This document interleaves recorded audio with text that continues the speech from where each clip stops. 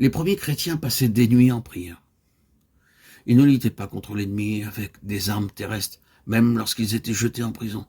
Persécutés, haïs, ils commençaient par prier. Acte 16, 25. Par la prière, ils triomphèrent de l'ennemi. Combien cela est différent de nos jours. Même de soi-disant chrétiens cherchent à triompher par les menaces. Si vous n'obéissez pas à nos règles, alors nous intenterons certaines actions contre vous, disent-ils. Et ils cherchent à exercer une pression par ces moyens.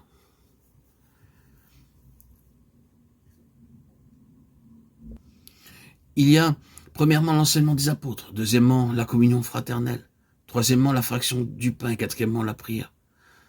Nous ne pouvons pas nous dispenser d'aucun de ces liens. Ces quatre choses sont manifestées dans les assemblées, qui donnent union, force. Le principal et le plus important lien demeure la vie du Seigneur Jésus-Christ.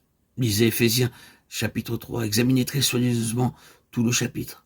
Vous remarquerez que ces paroles sont adressées aux croyants d'Éphèse, qui avaient beaucoup grandi spirituellement. Aussi, Paul dit, « Je remercie Dieu de votre conduite, et maintenant je prie pour vous qui êtes au loin, que le Seigneur Jésus-Christ puisse habiter dans vos cœurs par la foi. » Mais, direz-vous, le Seigneur Jésus-Christ ne vivait-il pas déjà en eux? Ah, il y a une grande différence entre venir et vivre dans une maison et en prendre possession.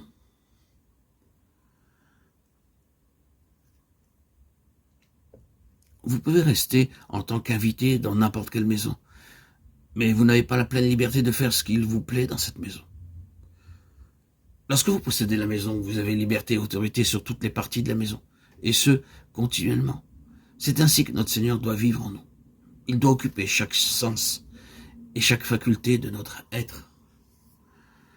Quand cela est vrai pour nous tous, alors, nous connaissons la pleine étendue de l'amour de Dieu. C'est ainsi que nous comprenons avec tous les saints cet amour. Paul nous dit que la réelle compréhension de l'amour de Dieu n'est possible que lorsque nous y sommes amenés ensemble. Il ne peut pas être compris par notre vie seule, par nous-mêmes et en nous-mêmes. Si vous êtes enfermé dans les barrières que les hommes dressent entre chrétiens, votre appréciation de l'amour de Dieu sera bornée. Et votre attitude dans la communion fraternelle sera par voie de conséquences étriquée.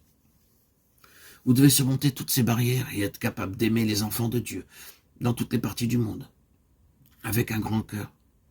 Pour que ceci devienne réalité, le Seigneur Jésus-Christ doit non seulement habiter dans nos cœurs, mais il doit pleinement occuper tout notre être. C'est la barre cachée, traversant la planche de part en part, lorsque le Seigneur Jésus-Christ devient le Seigneur de notre être. Nous ne pouvons pas seulement aider, mais aimer chacun, parce que l'amour du Seigneur Jésus-Christ est répandu sur tous ses enfants.